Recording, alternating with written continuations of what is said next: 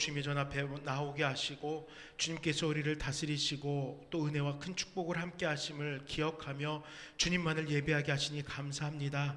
혹 우리가 세상을 만족하진 않았습니까? 이 시간 우리를 다시금 다스려 주셔서 성령의 강권적인 역사하심을 따라서 주님의 인도하심을, 주님의 가르치심을, 주님의 뜻을 이루어가는 우리의 신앙 될 수 있도록 함께하여 주시옵소서. 이 예배를 통하여 주님 홀로 기뻐 받으시길 소망하오며 예수 이름으로 기도드립니다.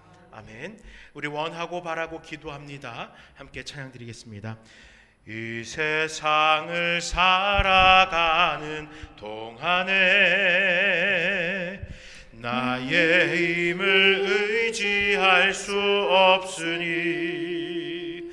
기도하고 낙심하지 말 것은 주께서 참 소망이 되심이라. 한 번 더 고백합니다. 이 세상을 살아가는 동안에 나의 힘을 의지할 수 없으니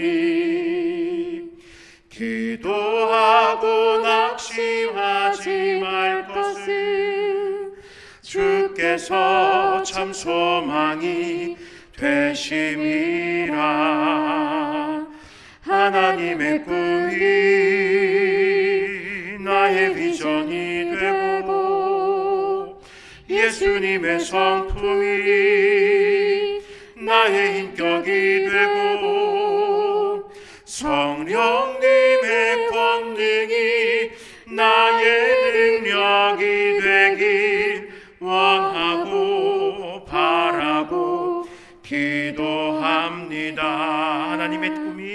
하나님의 꿈이 나의 비전이 되고 예수님의 성품이 나의 인격이 되고 성령님의 권능이 나의 능력이 되길 원하고 바라고 기도합니다. 주의 길을 걸어가는 동안에 세상의 것 의지할 수 없으니 감사하고 낙심하지 말 것을 주께서 참 기쁨이 되심이라. 하나님의 꿈이 나의 비전이 되고 예수님의 성품이 나의 인격이 되고 성령님의 권능이 나의 능력이 되길 원하고 바라고 기도. 하나님의 꿈이 나의 비전이 되고 하나님의 꿈이 나의 비전이 되고 예수님의 성품이 나의 인격이 되고 성령님의 권능이 나의 능력이 되길 원하고 바라고 기도합니다. 주의 이름 송축하리. 주의 이름 송축하리. 주의 이름 송축하리. 지존하신 주의 이름 찬양. 주의 이름 송축하리. 주의 이름 송축하리. 주의 이름 송축하리. 지존하신 주의 이름 찬양. 주님의 이름은 강한 성로 되십니다. 주님의 이름은 강한 성로 그곳에 달려간 자 안전하리. 주님의 이름은 강한 성로 그곳에 달려간 자 안전하리. 거룩하신 주님의 이름, 거룩하신 주의 이름, 거룩하신 주의 이름, 거룩하신 주의 이름 찬양. 거룩하신 주의 이름, 거룩하신 주의 이름, 거룩하신 주의 이름, 거룩하신 주의 이름 찬양. 주님의 이름은 강한 성로, 주님의 이름은 강한 성로 그곳에 달려간 자 안전하리. 주님의 이름은 강한 성로 그곳에 달려간 자 안전하리. 영광스러운 주님의 이름, 영광스러운 주의 이름, 영광스러운 주의 이름, 영광스러운 주의 이름 찬양. 영광스러운 주의 이름, 영광스러운 주의 이름, 영광스러운 주의 이름 찬양. 주님의 이름은 강한 성로 그곳에 달려간 자 안전하리. 주님의 이름은 강한 성로 그곳에 달려간 자 안전. 주님의 이름은 강한 성로, 주님의 이름은 강한 성로 그곳에 달려간 자 안전하리. 주님의 이름은 강한 성로 그곳에 달려간 자 안전하리. 주와 같이 길 가는 것, 주와 같이 길 가는 것 즐거운 일 아닌가. 우리 주님 걸어가신 발자취. 주와 같이 길 가는 것, 주와 같이 길 가는 것 즐거운 일 아닌가. 우리 주님 걸어가신 발자취를 밟겠네. 한 걸음 한 걸음 주 예수와 함께 날마다 날마다 우리 걸어가리. 어린아이 같은 우리 미련하고 약하나 주의 손에 이끌리어 생명길로 가겠네. 한 걸음 한 걸음 주 예수와 함께 날마다 날마다 우리 걸어가리. 꽃이 피는 들판이나 험한 골짜기라도 주가 인도하는 대로 주와 같이 가게. 한 걸음 한 걸음 한 걸음 주 예수와 함께 날마다 날마다 우리 걸어가리. 옛 선지자 해녹같이 우리들도 천국에 들려 올라갈 때까지 주와 같이 걷게. 한 걸음 한 걸음 한 걸음 주 예수와 함께 날마다 날마다 우리 걸어.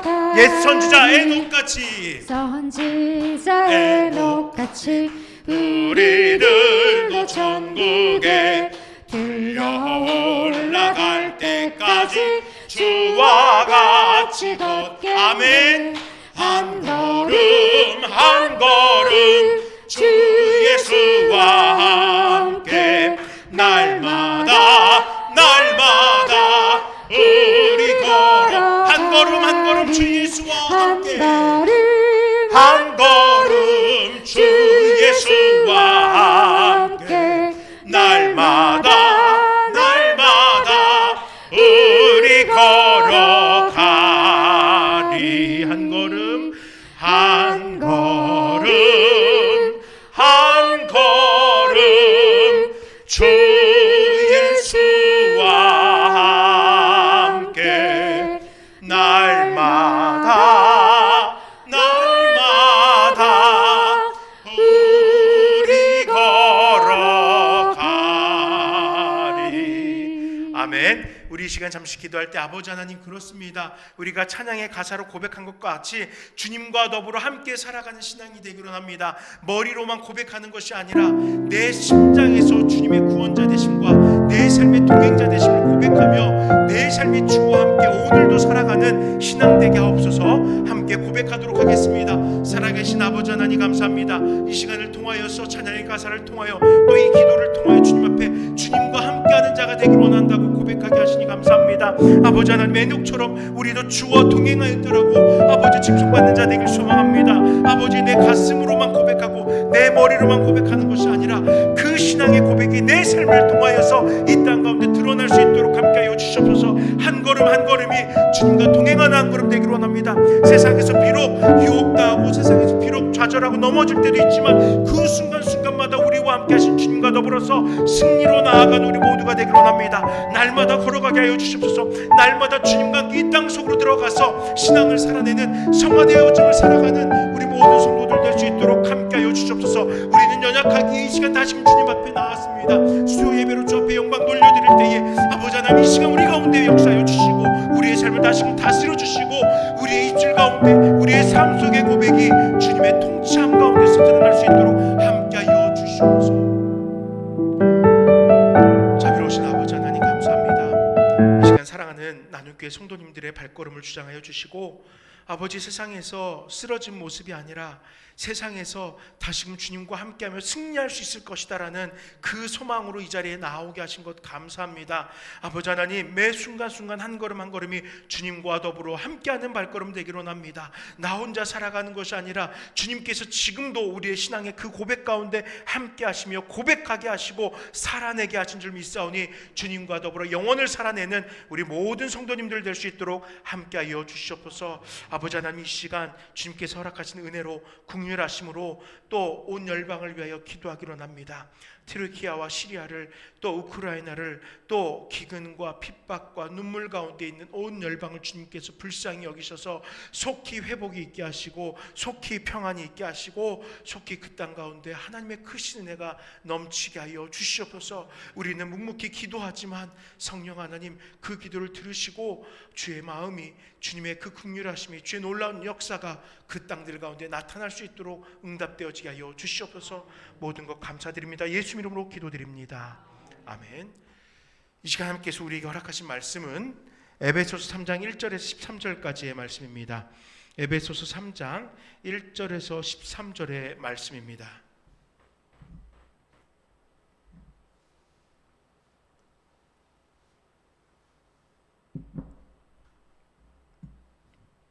에베소서 3장 1절에서 13절의 말씀, 신약성경 312쪽쯤에 위치합니다. 13절까지의 말씀을 우리 한 목소리로 읽도록 하겠습니다. 이러므로 그리스도 예수의 일로 너희 이방인을 위하여 갇힌 자 된 나 바울이 말하거니와 너희를 위하여 내게 주신 하나님의 그 은혜의 경륜을 너희가 들었을 터이라. 곧 계시로 내게 비밀을 알게 하신 것은 내가 먼저 간단히 기록함과 같으니 그것을 읽으면 내가 그리스도의 비밀을 깨달은 것을 너희가 알 수 있으리라.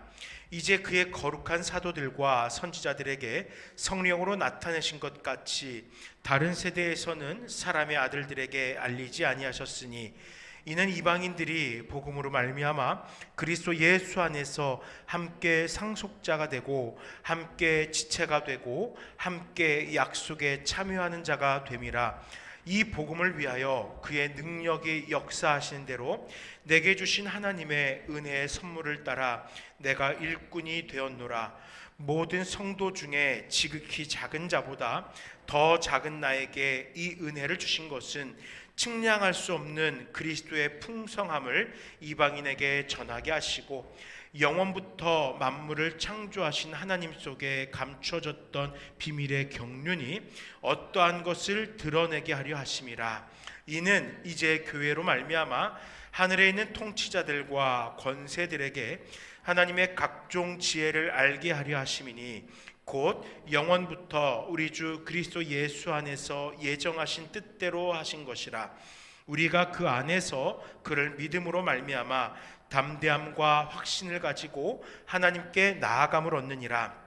그러므로 너희에게 구하노니 너희를 위한 나의 여러 환난에 대하여 낙심하지 말라. 이는 너희의 영광이니라. 아멘. 잠시 기도하겠습니다.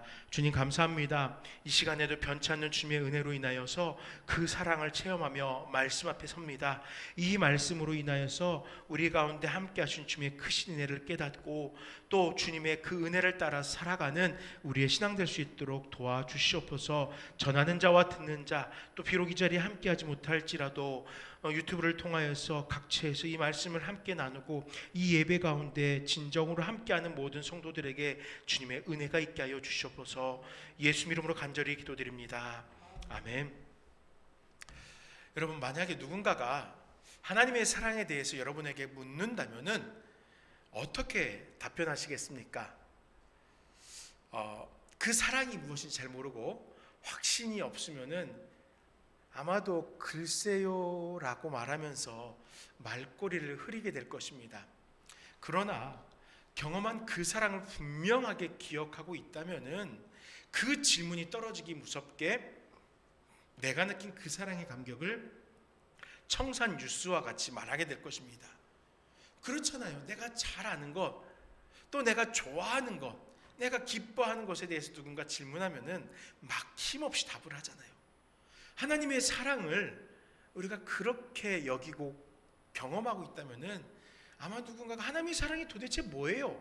라고 물어볼 때 거침없이 말할 수 있을 것이에요. 하나님의 사랑, 죄로 인하여 죽었던 자들을 살리기 위해서 하나뿐인 아들 예수 그리스도를 성육신하게 하였죠. 인간의 비천한 몸 그대로 이 땅에 죽게 하셨잖아요. 그리고 다시 살아나 부활의 소망을 강력하게 전하게 하신 후에 인류의 중보자로 아버지 하나님께 함께하도록 한 은혜가 바로 사랑이잖아요. 그런데요, 이 시점에 한 가지 더 감격할 것이 있다면은 이 사랑의 대상자가 유대인뿐 아니라 온 인류를 향하여, 그리고 나 또한 그 사랑으로 인하여 구원받았다는 사실입니다. 유대인을 위하여 예수 그리스도를 목격하고 그 제자가 되었던 이들을 위하여, 더 나아가 초대교회 공동체를 이루며 성령의 충만함으로 신앙을 살아냈었던 이들에게, 그리고 결정적으로 지금 우리들에게 그 구원이 동일하게 허락되었다는 것입니다. 하나님의 사랑이 유대인들에게만, 아니면 그리스도를 목격한 제자들에게만, 아니면 초대교회 성도들에게뿐만 아니라 지금 우리들에게도 그 사랑이 전해졌다는 것입니다. 이것이 우리에게 감격스러운 것이에요. 바울은 본문에서 이방인들이 구원받도록 하신 하나님의 그 큰 계획을 언급합니다. 그리고 그 일을 위하여 자신이 도구로 부름을 받았다라고 고백하는 거예요. 그리고 그것에서 멈추는 것이 아니라 더 나아가 나는 그 부르심에 합당하도록 살겠노라, 나는 그 부르심에 합당하도록 이 사명을 감당하겠노라 선언합니다. 왜 이렇게 자신의 신념을 확고하게 말하는 것입니까? 그 이유는 오직 그리스도 예수만이 하나님의 구원에 이르는 유일한 길이라는 것을 바울은 알고 있기 때문입니다. 확신하기 때문이에요. 그리고 아는 것으로 끝나지 않아요. 자신의 모든 힘과 능력을 다해서 자신에게 구원을 허락하신 은혜에 합당한 삶을 살고자 이방인을 향한 복음 증거에 수고하겠다고 다짐하는 것이에요. 분명히 이 당시에 바울에게 사람들은 이야기할 거예요. 바울의 친척들, 인척들, 친구들, 알만한 사람들, 그와 인간적인 깊은 유대관계를 가지고 있던 사람들은 이야기할 거예요. 야, 너 지금껏 살아왔던 삶과 너무나 다른 삶을 살고 있어. 사람이 그렇게 쉽게 변하는 거 아니야. 그러면 안 돼. 그리고 더 나아가 얘기하겠죠. 왜 이방인을 위하여 살아가는 거야? 야, 개만도 못한 이방인을 위해서 왜 그렇게 고초당하며 살아가는 거야? 라고 분명히 이야기할 거예요. 그렇지 않아도 돼. 예수 그리스도의 변화된 삶을 사는 거 좋아. 그렇지만 굳이 이방인까지? 아니야. 굳이 그들까지 신경 쓰지 않아도 돼. 분명 이렇게 이야기하는 사람들이 있었을 거예요. 그런데요, 바울은 내 사명이 무엇인지 알았어요. 복음이 나에게 주어진 사명이란 걸 알았고, 더 나아가 이방인을 향하여 그 복음을 나누는 것이 나에게 주어진 궁극적인 사명이라는 것을 그는 확신했던 것입니다. 우리 나눔교회 성도님들 한 분 한 분이 작은 개척교회 힘들 거 뻔한 거 알면서도 이 자리에 나오는 것이 무엇이에요? 하나님께서 이 자리를 통해서 은혜 허락하실 것을 소망하면서 하나님께서 또 나를 이 자리에 보내셨다는 걸 확신하기 때문에 우리가 함께 예배하는 거잖아요. 제가 잘나고 우리 교회가 뭐가 특별한 게 있어서가 아니라 여러분들 스스로의 심령 가운데 함께 하시는 그 하나님의 은혜에 확신이 있었기 때문에 우리가 공동체를 이룬 거잖아요. 그것과 같은 거예요. 그 사명을 알았기에 외적인 모습의 눈을 보지 않고 하나님께서 허락하신 그 마음으로 살아가는 겁니다. 사랑하는 성도 여러분, 내가 아닌 남을 위하여 살아가는 것은 결단코 쉬운 일이 될 수 없습니다. 어려운 일에 처해 살아가는 것이 쉬운 일이 아닙니다. 그 자체로 어렵고 때로 눈물이 나며 마음에 큰 상처를 안게 될 수 있어요. 그러나 바울은요, 복음을 전하는 사명을 부여받은 자신의 사명을 기억하였고요, 우리들에게 우리 역시도 그런 사명이 있다라고 권면하는 것이고요, 바울과 같이 우리의 삶의 땅끝까지 이르러서 복음 전하는 것에 우리 함께 힘쓰자라고 결단하는 거예요. 이 시간 이 말씀을 통해서 우리가 그것을 좀 깨달았습니다. 복음에서 시작해서 복음을 전하기까지 과연 어떠한 은혜가 우리 가운데 있을 것인지 우리가 함께 살피면서 그 복음을 접한 우리 모든 성도님들, 그 복음으로 살아가는 우리들, 그 복음을 전해낼 수 있는 우리가 되길 소망합시다. 1절에서 6절의 말씀을 통해서 먼저 이방인들도 복음으로 말미암아 변화된 삶을 살게 됐다라는 사실을 좀 함께 묵상해 보려고 합니다. 여러분 기억하고 계시죠? 이 에베소서 1장을 처음 설교하면서 저는 바울의 현재 상황에 대해서 설명드렸어요. 그 현재 상황이 뭐 어떻다고 얘기했습니까? 바울이 지금 평안한 상황이라고 얘기했나요? 아니었죠. 옥중에 있다고 그랬어요. 에베소서는 옥중 서신이다, 감옥에서 쓴 서신이다 라고 얘기하면서 지금 감옥에서, 로마에서 자유롭지 못한 갇힘받은 삶 속에서 이 에베소서를 기록하고 있다고 했어요. 말씀을 묵상하고 기도하는 가운데 에베소 교회뿐만 아니라 그 당시에 소아시아 지역에 있는 수많은 교회들을 향하여서 순수한 열정과 간절한 사랑으로 보낸 편지가 바로 에베소서였던 거예요. 그러나 1장에서도, 그리고 제가 설교하면서도 왜 바울이 감옥에 갇혔는지에 대해서 언급을 안 했어요. 그냥 감옥에 있다라고 얘기했습니다. 그래서 성도님들 가운데서 궁금하신 분들이 있었을 거예요. 왜 갇혔을까? 뭐 대략은 알지만 복음을 증거하기 위해 또 핍박당하겠구나. 그렇지만 어쨌든 의문이 있잖아요. 왜 그랬을까? 그 이유에 대해서 오늘 본문에서 바울이 직접 이야기합니다.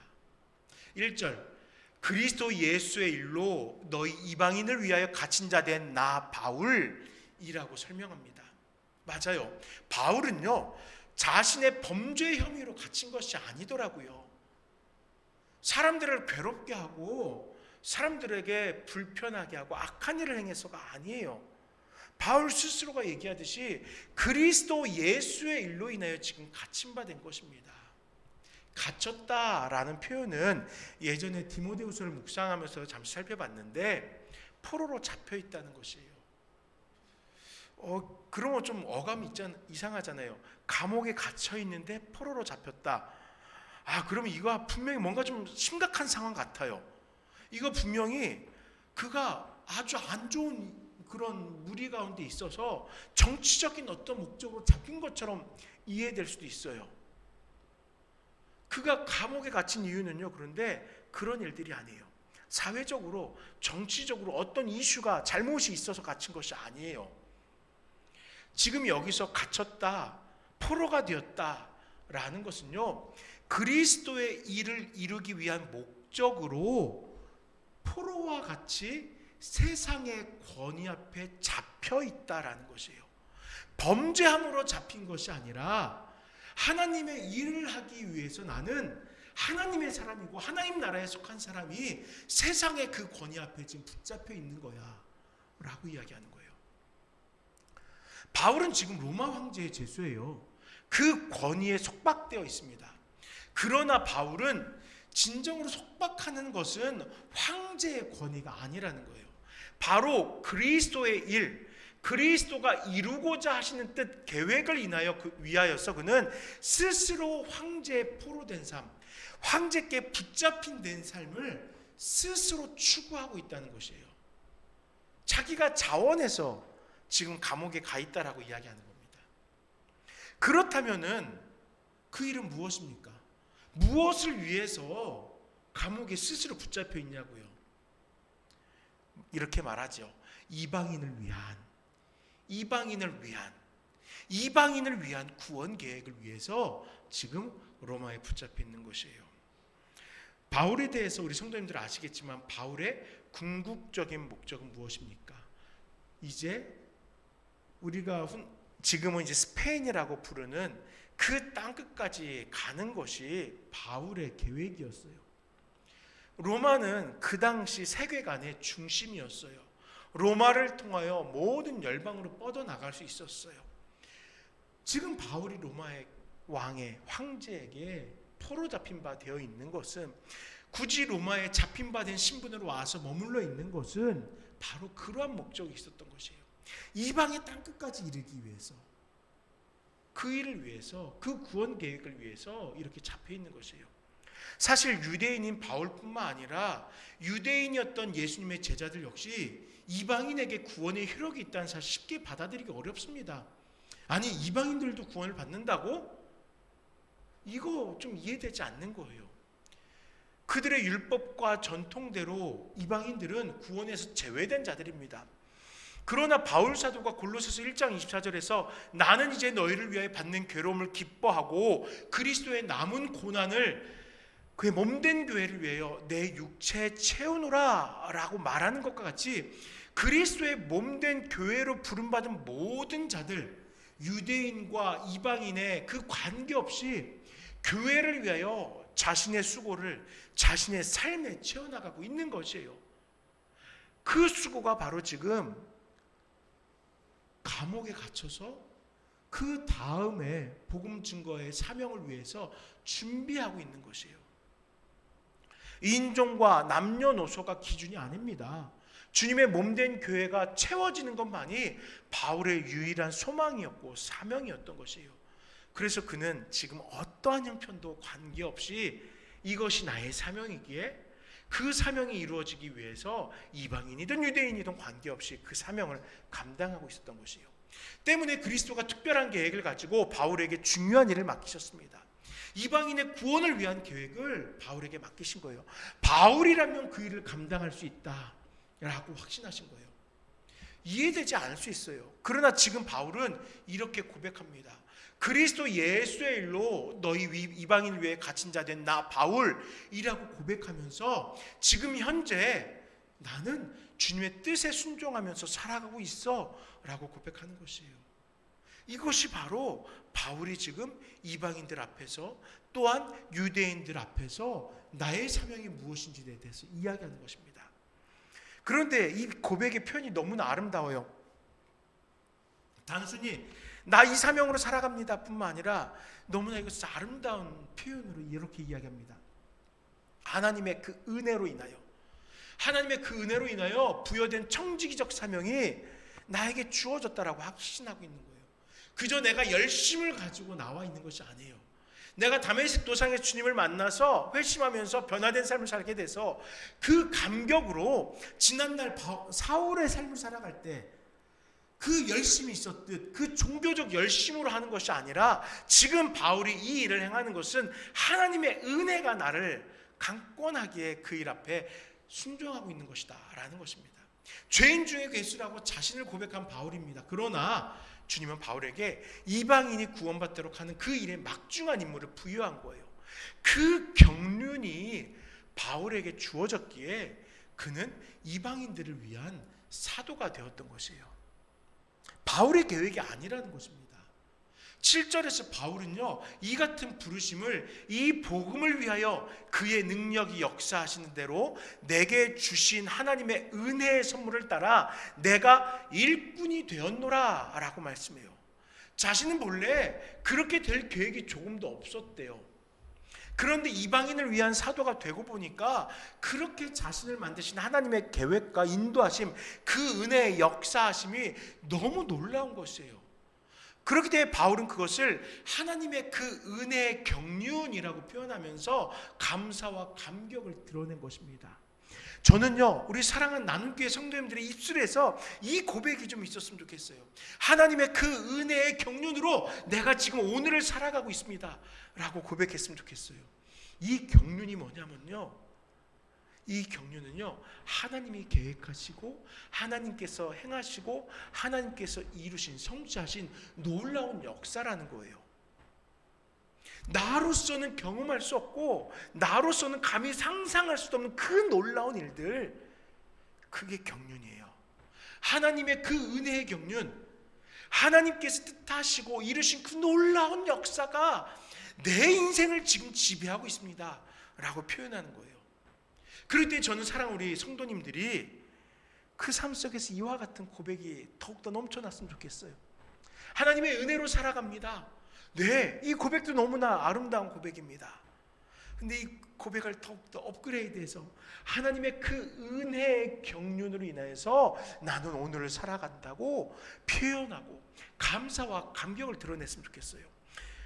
그래서요, 바울은 이 고백, 이러한 그 은혜의 경륜에 감격하면서 골로새서 1장 25절에 뭐라고 얘기하냐면요, 내가 교회 일꾼 된 것은 하나님이 너희를 위하여 내게 주신 직분을 따라 하나님의 말씀을 이루려 함이니라 라고 고백하면서 내 사명은 하나님께서 허락하신, 이해할 수는 없지만 놀라운 능력을 가진 큰일, 역사입니다라고 고백하는 거예요.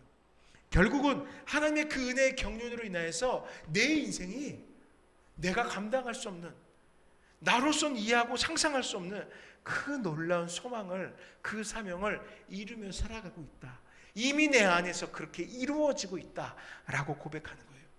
바라기는 우리 성도님들의 인생에 특별히 여러분들이 그 어떤 것보다 더 간절히 기도하는 우리 자녀들의 삶 속에서 이와 같은 놀라운 경륜이 있었으면 좋겠어요.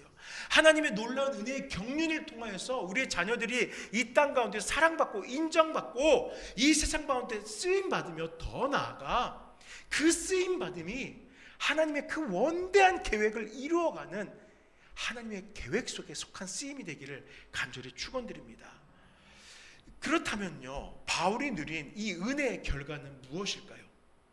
이 은혜의 결과로서 바울은 어떠한 삶을 살게 되었냐고요. 우리 6절의 말씀을 함께 읽어보겠습니다. 6절입니다. 이는 이방인들이 복음으로 말미암아 그리스도 예수 안에서 함께 상속자가 되고 함께 지체가 되고 함께 약속에 참여하는 자가 됨이라. 아멘. 그렇죠. 바울이 이방인의 사도로 부르심을 받고 또한 그 은혜에 감격해서 그 사명을 이루어감으로 놀라운 경륜을 이루니까, 하나님의 그 놀라운 은혜의 역사를 이루니까 이방인들이 복음으로 말미암아 구원의 은혜를 누리게 되었대요. 나는 그저 하나님께서 맡기신 그 사명을 이루었을 뿐인데, 그 사명을 따라 살아갔을 뿐인데, 그 결과는 하나님의 구원의 은혜가 각 처에서 이루어지게 되었다라는 것입니다. 에베소 교회뿐만 아니라 모든 믿는 성도들은 그리스도 예수 안에서 함께 상속자가 되고 함께 지체가 되고 함께 약속에 참여하는 사람이 되었어요. 그리스도의 신비를 깨달은 사람들에게는 유대인과 이방인의 구분이 사라지고 오직 하나님의 백성으로만 불리게 된 것이에요. 우리가 지난 시간에 살펴본 것처럼 그 사이를 가로막고 있던 담벼락이 무너지면서 헐리면서 모두가 하나의 공동체 교회로서, 하나님의 백성으로서 하나님의 원하신 삶을 살아가게 되었다는 것이에요. 우리도 이와 같은 은혜를 누리게 되었습니다. 족보와 혈통에 따라 상속자가 된 것이 아니에요.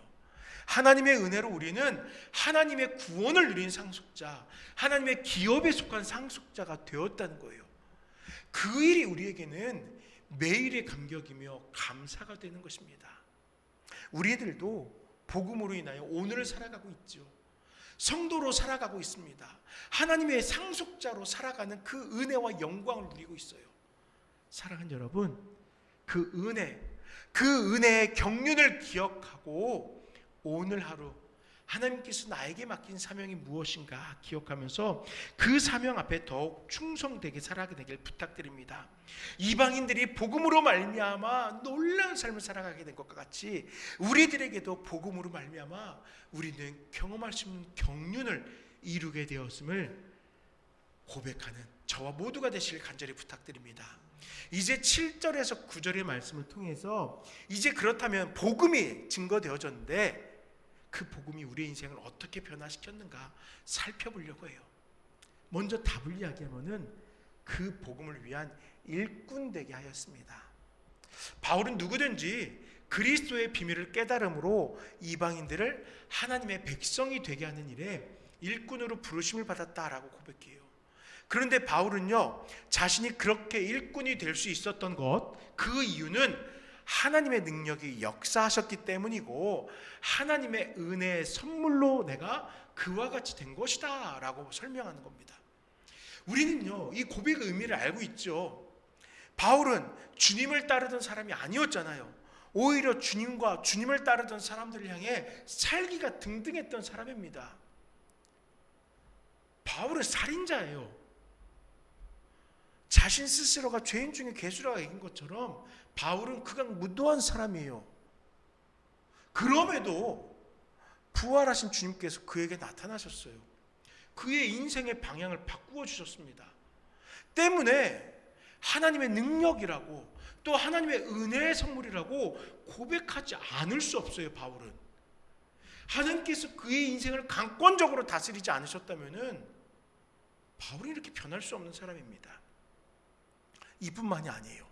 바울은 측량할 수 없는 그리스도의 풍성함을 통하여서 복음을 전하는 사도가 되었습니다.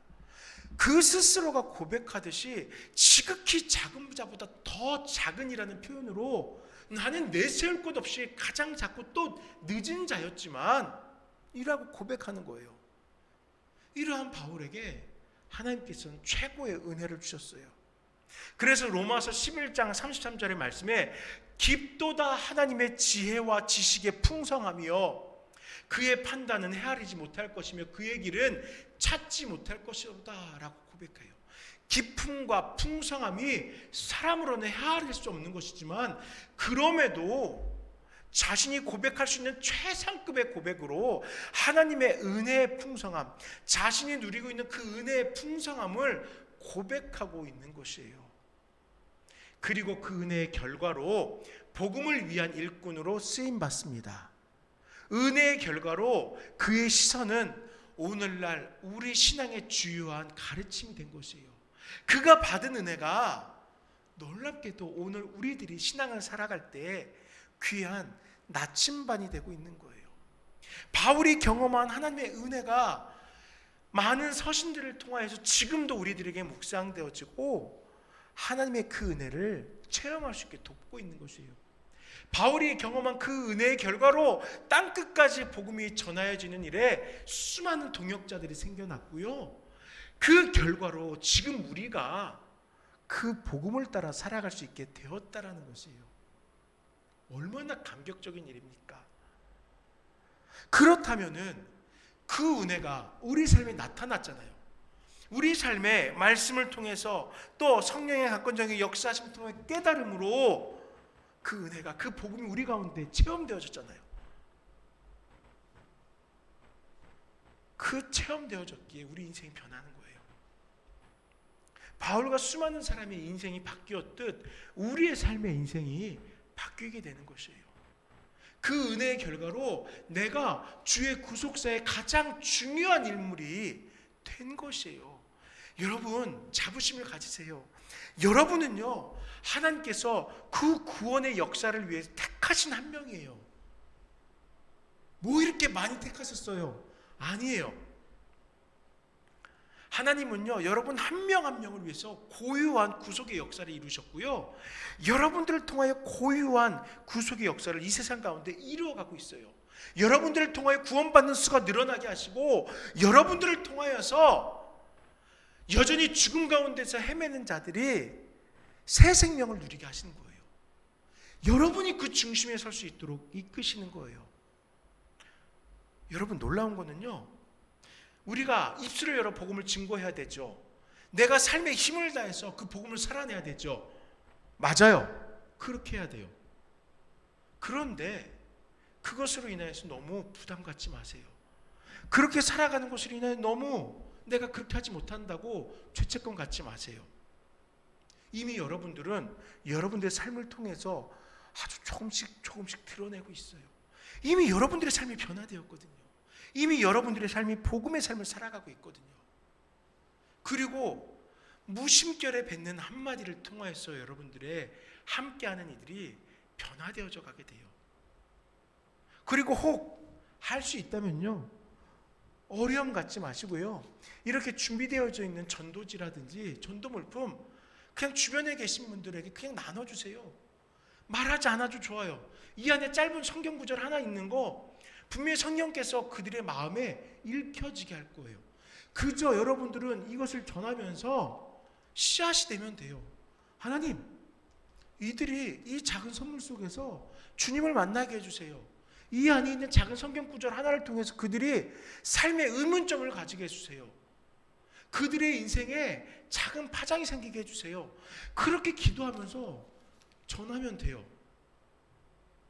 못하겠으면, 전하는 것도 못하겠으면요, 버스 타고 오고 가고 하실 때, 또 누군가를 만나고 어디 커피숍에 갔을 때 그냥 그 자리에 이렇게 내려놓고 오셔도 돼요. 그러면요 누군가 그것을 바라보면서 이거 뭐야? 살피게 될 거예요. 그 순간이 그 인생이 변화점이 될 수도 있다는 것이에요. 왜 그러냐면요, 하나님께서 이미 우리를 그러한 도구로 사용하고 있기 때문이에요. 구속사의 가장 중요한 인물이 될 수 있도록 바울을 택하심과 같이 우리를 택하셨기 때문에 은혜의 결과로 우리의 삶, 우리의 모든 자리가 주를 예배하는 자리가 되고, 우리의 모든 은사가 복음을 증거하는 역사가 되고, 우리의 모든 행위가 주의 사랑을 나누게 하는 것이에요. 바울이 받은 그 은혜, 그가 누린 그 은혜를 함께 사모하면은 나 또한 복음을 위한 일꾼이 되고 바울과 같은 놀라운 역사에 쓰임받게 된다는 것이에요. 여러분들의 인생에 그러한 역사가 있을 것입니다. 부담이 아니라 그냥 그렇게 살아가세요.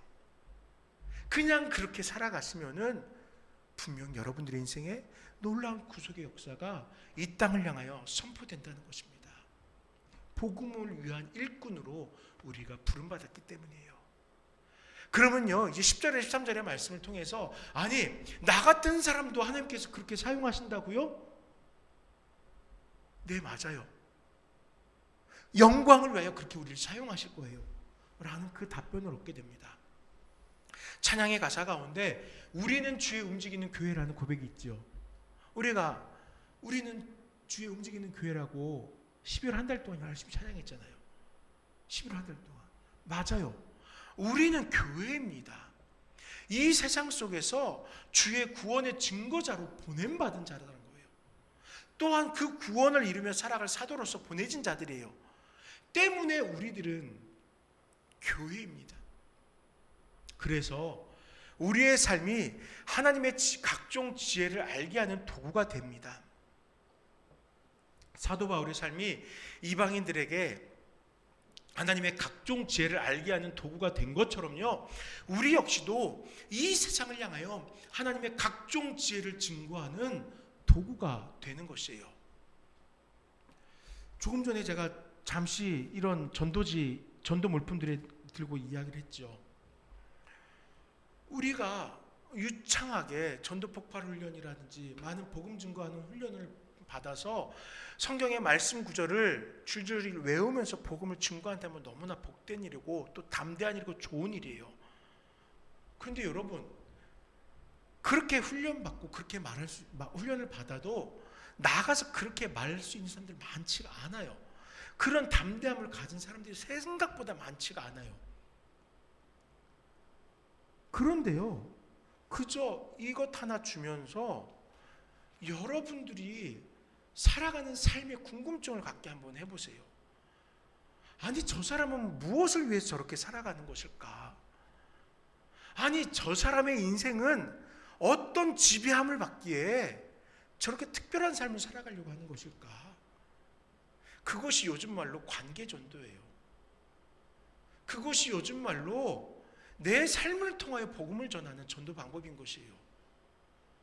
복음의 확신을 가지고 주 예수를 믿으라, 그리하면 너와 내 집이 구원을 받으리라 라고 우리가 확신을 전할 수도 있겠지만, 그렇게 전해야 되겠지만, 때로는 내가 살아가는 그 삶의 궁금증을 갖게 하고 나와 같이 살아가길 그들의 삶 속에 소망하게 한다면 그것도 전도라는 것이에요. 방법이 정해진 것이 아니에요. 하나님의 각종 지혜를 증거하는 도구로 그냥 우리의 삶이 쓰이면 된다는 것입니다. 이것이 우리에게 주어진 사명이에요. 성도라 부르시고 교회를 공동체로 이루게 하시면서 땅끝까지 이르러 내 증인이 되라고 명하신 것이에요. 이렇게 살아가는 것이 우리의 사명, 우리의 삶, 우리에게 주어진 인생의 예정인 것입니다. 이렇게 우리에게 허락된 사명이 궁극적인 목적은 무엇입니까? 우리 12절 한번 읽어볼게요. 12절, 우리가 그 안에서 그를 믿음으로 말미암아 담대함과 확신을 가지고 하나님께 나아감을 얻었느니라. 아멘. 그렇습니다. 교회가 되고 하나님의 도구가 된 성도들이 그들의 삶은 결국 하나님께 더욱 가까이 나아감을 위한 것이라는 거예요. 결국은요, 내 삶이 하나님과 더욱더 가까워지는 거예요. 우리의 삶이 하나님과 더욱더 가까워지는 거예요. 우리의 복음을 접하고 함께 복음 앞에 반응한 자들의 삶이 하나님 앞에 더욱 가까이 나아가는 은혜를 누리게 되는 거예요. 그래서 에베소서 2장 18절 말씀에 이는 그로 말미암아 우리들이 한 성령 안에서 아버지께 나아감을 얻게 하려 하심이라 그렇게 말했잖아요. 성령 안에서 이루어졌다는 것입니다. 공동체가 하나됨으로 교회 되길 간절히 원하시는 하나님은 성령으로 그 일을 이루어가고 있는 거예요. 때문에 하나님의 마음에 감동한 바울은 태초부터 구원을 예정하신 하나님의 사랑에 감동하였어요. 감옥에 갇혀 있는 바울은 조용히 자신을 인도하신 하나님의 인도하심을 되돌아보았던 것이고 자신의 삶의 모든 여정들이 하나님이 예정하신 계획과 사랑의 결과로 이루어진 것임을 깨달았던 것이에요. 다시 말하면 하나님께 나아가고 있다는 사실을 감격했던 것입니다. 하나님께서 예정하신 뜻을 이루기 위해서 예수 그리스도를 십자가에 죽게 하신 것도 자신의 깨달은 하나님의 계획과 사랑도 모든 것이 궁극적으로 하나님께 나아오도록 한 것이다. 그렇게 깨달았어요. 언제든 자유롭게 하나님께 나아가 하늘의 모든 풍성함을 누릴 수 있습니다. 그리스도가 오시기 전에는 대제사장만 하나님이 임재하신 지성소에 들어갈 수 있었어요. 1년에 한 번 속죄일에만 그럴 수 있었습니다. 그 외에는 누구라도 하나님의 임재에 들어가는 것은 죽음을 의미해요. 그러나 이제는 누구든지 그리스도 안에서 담대함과 확신을 가지고 하나님께 나아갈 수 있게 된 것이에요. 각자가 이 은혜를 누리며 얼마든지 나아갈 수 있게 되었고 뿐만 아니라 교회가 함께 하나님께 나아갈 수 있게 된 거예요. 지금 우리는요, 우리 나눔교회 성도들은요, 예배하고 또 예배가 아닌 그저 교제에 나눈 그 시간들 속에서도 하나님께 나아가고 있는 거예요. 교회가 하나님의 은혜로 말미암아 모든 우리의 삶의 순간들이 하나님을 예배하고 있는 것이에요. 그게 바로 우리들에게 주신 하나님의 은혜입니다. 교회에게 주신 하나님의 은혜입니다. 이 은혜가 우리들에게 영광이 된 것이에요. 우리 인생에 누릴 수 있는 가장 큰 영광이 되었던 것입니다. 이제 말씀을 정리할게요. 하나님은 그리스도를 통해 교회를 중심에 두셨습니다. 하나님이 자기 생명으로 교회를 세우셨고 하나님이 거하신 성전으로 하나님은 교회 가운데 거하시고 교회와 함께하고 있는 거예요. 그러면 우리는 교회를 우리 삶의 어느 자리에다 두고 있습니까? 하나님은 그 교회 한복판에 계시는데 우리는 어떻게 교회를 바라보고 있습니까? 우리 삶 중심에 교회가 있어요? 혹시 우리 삶의 저 변두리 끝 그 한쪽 구석에 있는 것은 아닙니까? 여러분, 혐오 시설은 저 옆으로 밀어내잖아요. 우리 삶에 방해되는 것들은 저 끝으로 밀어내잖아요. 우리의 삶이 하나님으로 인하여 은혜를 누리고 있다면 그 구속이 우리의 인생의 감사의 제목이고 감격할 수밖에 없고 내 삶의 놀라운 능력인 것을 고백한다면 마땅히 하나님께서 거하시는 교회는 그 하나님의 임재는 우리 삶의 한복판에 있어야 되는 것입니다. 우리는 은혜를 받은 자로서 책임 있는 교회의 지체가 되어야 되는 거예요. 우리가 교회로서 하나님의 가족이며 교회로서 하나님의 거하신 처소이며 교회로서 하나님을 드러내는 도구라는 사실을 잊지 말아야 되는 것이에요. 또한 우리는 우리 스스로가 교회가 되어야 됩니다. 내 삶을 통하여 복음이 드러나야 돼요. 내 신앙을 통하여 교회의 본질이 증거되어야 됩니다. 어떻습니까, 여러분? 그렇게 살아가고 있어요? 오늘 이 자리에 올라오기 전에 거울을 비춰보면서 제 모습을 점검해 보았습니다. 제 머리는 뜨는 머리예요. 막 이렇게 정돈이 잘 안 돼요. 항상 예배 자리에 나오기 전에 제 나름은 빗질도 하고 물 묻혀서 머리를 누르기도 해요. 단정한 모습으로 제가 갖출 수 있는 최선의 모습으로 예배의 자리를 나옵니다. 여러분들도 하나님 앞에 그러한 단정한 모습으로 서가고 있죠. 나의 부도덕한 모습을 이야기하는 것이 아니에요. 내가 하나님 앞에서 하나님이 내 가운데 임하시는 것을 거부하고 외면해서 저 멀리 밀어놨던 내 삶을 점검하면서 지금 내 안에 하나님께서 임재하고 계시는지 한번 살펴보자고요. 내 안에서 교회가 이루어지고 있는지 살펴보자고요. 우리 공동체 안에서 교회가 이루어지고 있는지 살펴보자고요. 서로를 격려하지 못하고 오히려 깎아내리고 있는 내 모습이 거울에 비추이는 것은 아닌지, 교회가 아닌 종교적 산당으로 이 자리를 만들어서 혹시 예배하는 척하면서 그저 평안을 위한 도구로 삼고 있는 것은 아닌가요? 꽤나 유명한 방송인 출신의 목사님께서 교회를 정하는 방법을 이야기하는데요, 아이러니하게도 교회를 정하면서 교회를 보지 말라라고 조언을 하더라고요. 새롭게 이사를 가고 새로운 처소에서 우리가 교회를 정하잖아요. 그다지 멀지 않다면 성기동 교회를 다니겠지만 거리가 멀어져서 교회를 새롭게 정할 때 우리는 여러 가지 조건으로 교회를 바라보잖아요. 근데 교회를 보지 말래요. 왜 그럴까요? 우리는 교회를 보면서 교회의 본질을 발견하지 못하고 그 안에 모인 사람들의 모습을 주목하고 있기 때문이에요. 그 안에 성도들이 어떻게 신앙하고 있는지를 바라보기보다 사람이 많은가 적은가, 그 교회가 나에게 힘들게 하는 교회가 되는 것은 아닌가, 이런 것들을 더 주목하더라는 것이죠. 반대로 말하면 그 안에 모인 성도들이 곧 교회로 이 세상에 비춰진다는 것입니다. 때문에 우리의 신앙과 우리의 삶은 이 세상이 변화될 만한 복음의 영향력을 끼쳐야 되는 거예요. 복음을 위한 일꾼으로 살아가며 궁극적으로 하나님의 영광을 위해서, 또한 우리 신앙의 감사를 위해서 살아야 한다는 것입니다. 완벽한 교회 어려운 일이겠죠. 그러나 교회가 본질에 더욱 충성되이 행하며 그 안에 성도들이 진정한 교회가 되길 소망하는 저와 모든 성도님들 되시길 바랍니다. 주의 복음에서 시작해서 우리의 삶이 변화됩니다. 그리고 복음의 증거자, 복음을 드러내는 삶을 살게 될 것입니다. 복음을 전함으로 하나님의 영광을 나타내게 될 것이에요. 우리의 삶이 복음과 함께 하나님의 영광을 드러내어서 하나님 곁으로 나아가게 될 것입니다. 이것이 교회예요. 우리 이렇게 교회가 되는, 하나님께 나아가고 하나님의 영광을 드러내는 교회가 되는 우리 모두가 될 수 있기를 간절히 축원드립니다. 이 시간 잠시 기도할 때 아버지 하나님, 우리 복음 앞에 바로 서 있게 하여 주시옵소서. 복음으로 변화되었고 복음을 증거하기에 부족함 없는 우리의 신앙 되게 하옵소서. 잠시 기도하겠습니다. 아버지 하나님 감사합니다.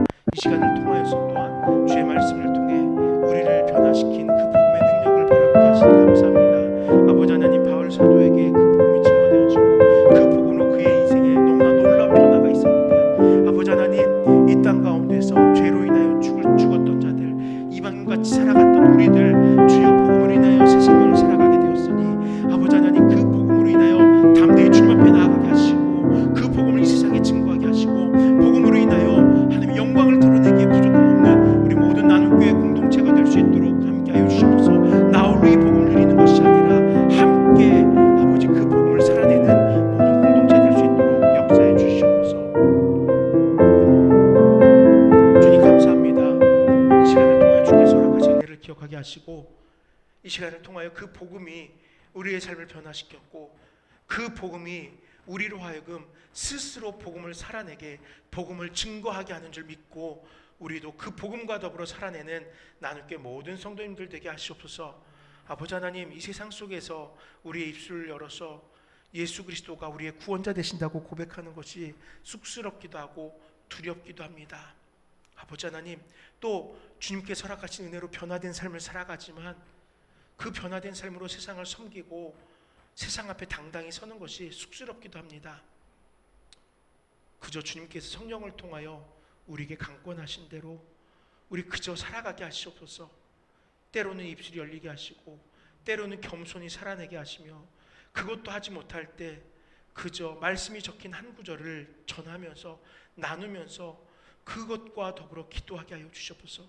그 말씀을 듣는 자들이, 우리의 삶의 행적을 보는 자들이 또한 주님을 만나게 해달라고 간절한 바람으로 그렇게 살아내는 우리 모두 되게 하여 주시옵소서.